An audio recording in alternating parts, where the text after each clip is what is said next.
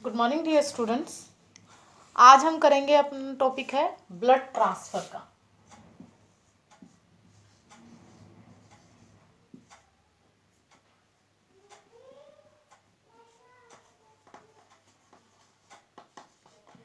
Blood transfer या इसे बोलते हैं रक्तांतरण।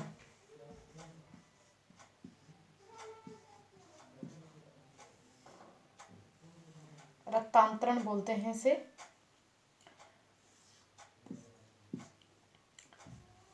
आप देखते हैं कि जिस प्रकार हमारे शरीर में ऑक्सीजन आवश्यक है, उसी प्रकार मनुष्य के लिए रक्त भी आवश्यक है। O2 जितना आवश्यक है उतना ही किसकी आवश्यकता होती है हमें? हीमोग्लोबिन की। हीमोग्लोबिन की आवश्यकता होती है।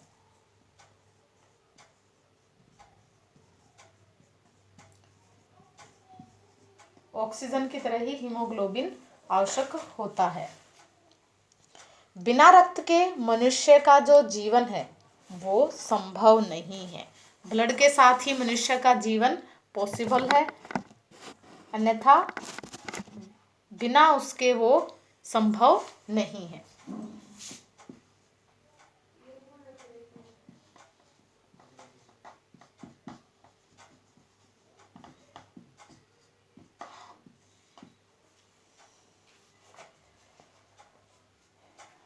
कई बार आप देखते हैं कि किसी व्यक्ति को कोई चोट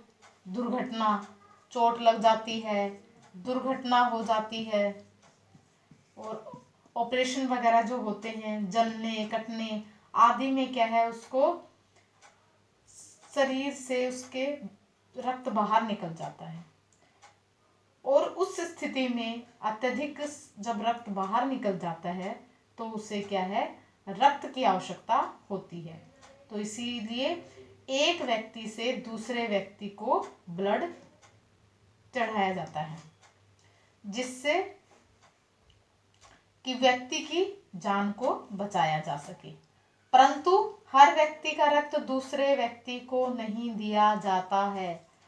हर व्यक्ति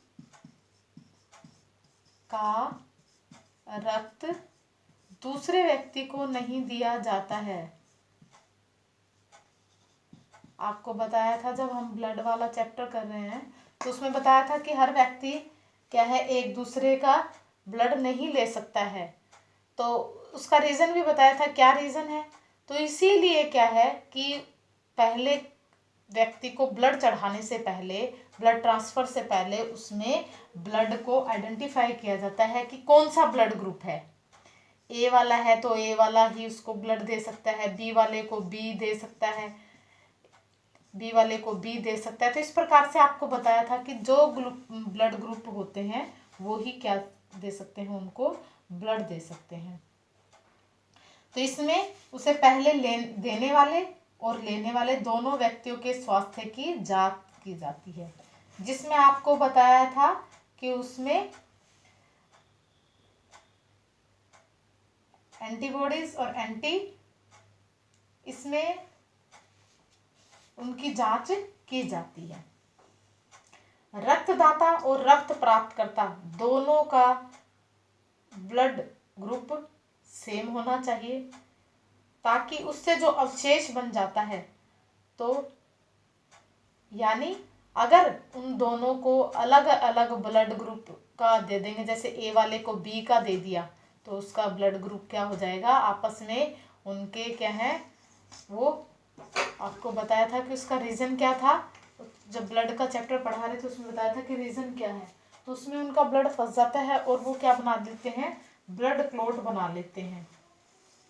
और इन दोनों में जब अवक्षेप नहीं बन पाते हैं, अवक्षेप नहीं बनता है, अगर दोनों का रक्त का अवक्षेप बन जाता है तो उसे क्या कहते हैं, अगर अवक्षेप नहीं बनना चाहिए, अवक्षेप नहीं बनना चाहिए,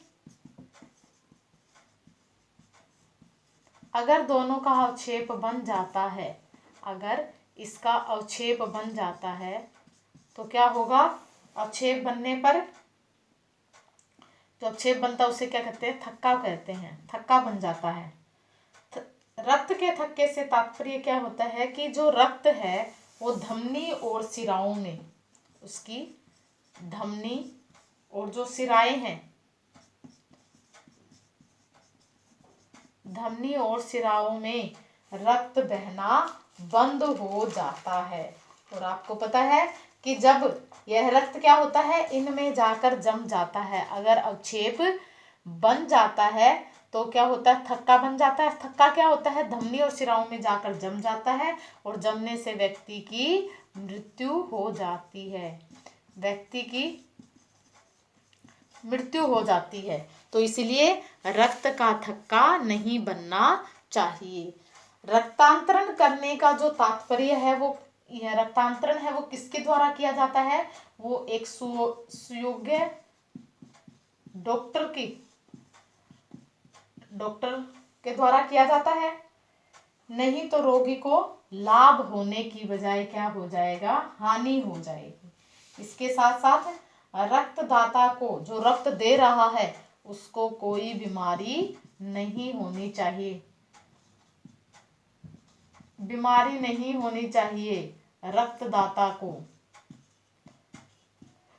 जो ब्लड दे रहा है, उसको कोई बीमारी नहीं होनी चाहिए, जिससे एड्स वगैरह ज़्यादा होती हैं अगर ये बीमारी। इसीलिए क्या करते हैं आजकल, आप देखते हो कि सिरिंज वगैरह है वो क्या है, नई सिरिंज का यूज़ करते हैं। पहले आप देखते थे कि पुरानी जो सिरिंज होती थी उसको स्टेरिलाइज करके उन्हीं का यूज़ किया जाता था, लेकिन आजकल ऐसा नहीं है। हर बार क्या है, नई सिरिंज का प्रयोग किया जाता है। तो क्या होता है, ये इसका जो कारण है वो यही है कि आजकल एड्स होने के जो है, या कोई भी बीमारी है, अगर वो हो जाए ब्लड से रिलेटेड, तो क्या है, वो मुश्किल हो जाती है।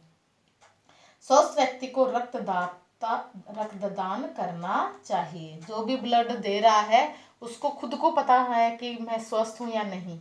तो अगर वह पूर्ण रूप से स्वस्थ है तभी उसे क्या करना चाहिए, ब्लड डोनेट करना चाहिए। अगर वह स्वस्थ नहीं है, पूर्ण रूप से व्यक्ति का स्वस्थ होना जरूरी है, पूर्ण रूप से व्यक्ति का स्वस्थ होना जरूरी है। अगर वह पूर्ण रूप से स्वस्थ नहीं है तो वो ब्लड डोनेट नहीं करना चाहिए। कई बार क्या होता है, करंट लगने और जलने के बाद रोगी को आरबीसी की आवश्यकता नहीं होती, बल्कि रक्तवारी की आवश्यकता होती है। जब किसी व्यक्ति को रक्तवारी का स्थानांतरण किया जाता है तो रक्तवारी का भी ध्यान रखना चाहिए। तो ये था हमारा ब्लड ट्रांसफ़र, की कैसे ब्लड ट्रांसफ़र किया जाता है। तो यहीं पर हमारा जो ब्लड का टॉपिक है वो कंप्लीट होता है, ब्लड वाला टॉपिक हमारा यहीं पर कंप्लीट होता है। हम इसमें ब्लड क्या है, क्या क्या होते हैं, सारी चीज़ें इसके अंदर पढ़ी हैं हमने। ब्लड ग्रुप्स के बारे में, RH फैक्टर के बारे में, रक्तांतरण के बारे में, ये सभी पढ़ा। आज नया टॉपिक स्टार्ट करने जा रहे हैं। इसमें यूनिट फर्स्ट है हमारी, इसमें है पाचन संस्थान, पाचन तंत्र कह देते हैं या पाचन संस्थान।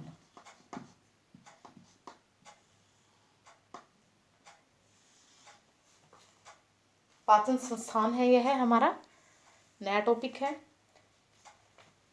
पाचन तंत्र क्या होता है, यह है हमारे मनुष्य के का सबसे महत्वपूर्ण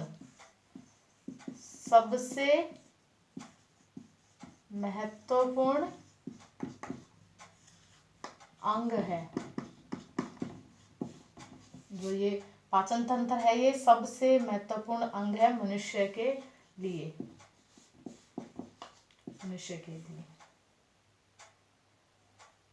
पाचन क्रिया हमारी कहाँ से शुरू हो जाती है, पाचन का जो कार्य है, पाचन का कार्य हमारे मुंह से ही स्टार्ट हो जाता है, मुंह से शुरू हो जाता है, मुंह से शुरू हो जाता है।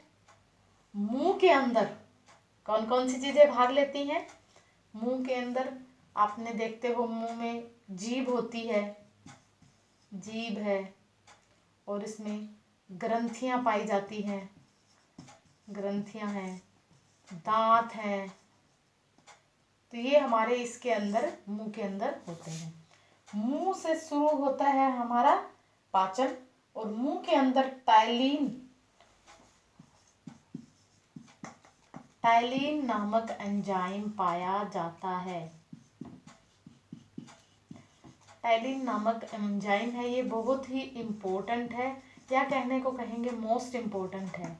मोस्ट इम्पोर्टेंट है क्योंकि ये क्या है, बहुत पूछा जाता है, कॉम्पिटिटिव एग्जाम होते हैं उनमें भी बहुत बार ये चीज़ें पूछी जाती हैं। आप कोई भी कॉम्पिटिटिव एग्जाम देते हैं तो उसमें जनरल साइंस के अंदर आपसे पूछा जाता है कि मुंह के अंदर लार है, लार में क्या है, ये किसके अंदर पाया जाता है, लार में टाइलिन नामक एंजाइम पाया जाता है। इसके बाद भोजन कहाँ है, मुंह से कहाँ चला जाता है, मुंह से यह ग्रसनी में चला जाता है। ग्रसनी के बाद यह है ग्रास नली में चला जाता है। ग्रास नली के बाद भोजन हमारे स्टमक में चला जाता है, यानी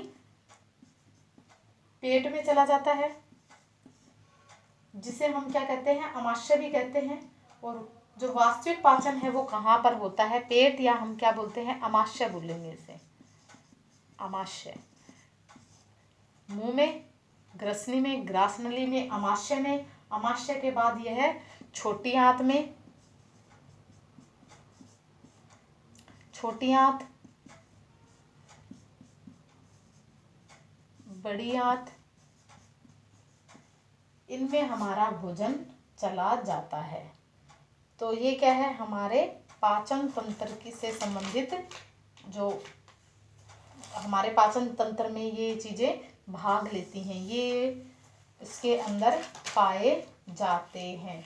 कौन से, मुंह में, पहले भोजन मुंह से मुंह में जाएगा, मुंह से ग्रसनी में, ग्रसनी से ग्रास नली में, ग्रास नली से अमाशय में, अमाशय से ये कहाँ पर जाएगा, अमाशय से छोटी आंत, बड़ी आंत, और इनसे होते हुए ये छोटी आंत में चला जाएगा, बड़ी आंत में चला जाएगा, और ये फिर बाहर मलाशय होता है, वहाँ पर बड़ी आंत का जो लास्ट जो सिरा होता है वो मलाशय होता है। तो बड़ी आंत तक जाता है, यानी इसका जो सिरा होता है वो मलाशय है। मलाशय से होते हुए मल द्वार से यह जो वेस्ट होता है वो बाहर हो जाता है, और शोषण के बाद जो भी कुछ वेस्ट बच जाता है वो मलाशय के रूप में मलाशय द्वार से बाहर निकल जाता है। तो ये हमारा, इसमें 1 बाय 1 करके इनको सभी को हम डिटेल से करेंगे कि कौन कौन सी चीज़ें हमारे इसके अंदर पाचन तंत्र में पाई जाती हैं और किस प्रकार से यह काम करते हैं। जितने भी हमारे शरीर के ऑर्गन्स हैं, ये अंग हैं, अंगों में क्या है, अलग प्रकार के एंजाइम्स पाए जाते हैं। मुंह में आपको बताया जैसे टाइलिन एंजाइम पाया जाता है, और अमाशय में HCl H2SO4 है, हाइड्रोक्लोरिक अम्ल और सल्फ्यूरिक अम्ल पाया जाता है। भोजन के पाचन में भोजन क्या होता है, छोटे छोटे टुकड़ों में टूटता है, और अवशोषण का क्या मतलब होता है, नए पदार्थ का निर्माण होता है। तो ये अब क्या होता है, पाचन में क्या होता है, हमारे पाचन संस्थान के अंदर आपको बताया कि अंगों में सभी अलग अलग प्रकार के एंजाइम्स पाए जाते हैं। पाचन किसे कहते हैं, पूछ लेते हैं आपसे, पाचन किसे कहते हैं और अवशोषण किसे कहते हैं। पाचन क्या होता है, अवशोषण क्या होता है। पाचन होता है जो हम भोजन खाते हैं, भोजन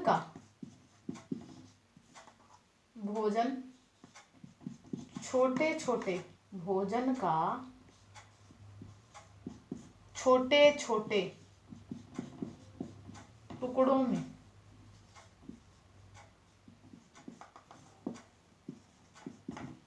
टूटना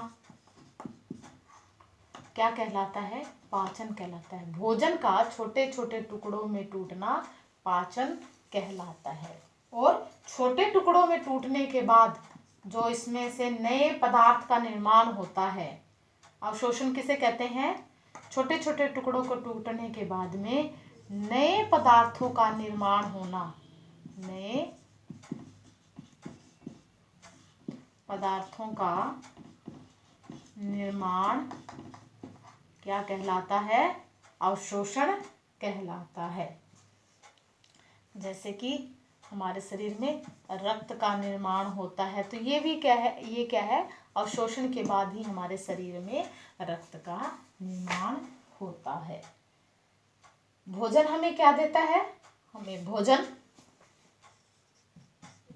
एनर्जी देता है, यानी भोजन हमें बल, ऊर्जा, ताप आदि देता है। तो भोजन के द्वारा हमें क्या प्राप्त होता है? बल, ऊर्जा और ताप प्राप्त होता है। तो ये था हमारे जो सिंपल थोड़ा सा इसका इंट्रोडक्शन बताया है कि क्या होता है पाचन, संस्थान में कौन कौन से अंग भाग लेते हैं, पाचन क्या है, अवशोषण क्या है और भोजन क्या देता है हमें। तो आज के लिए हम इतना ही करेंगे, बाकी इसका आगे डिटेल से करेंगे।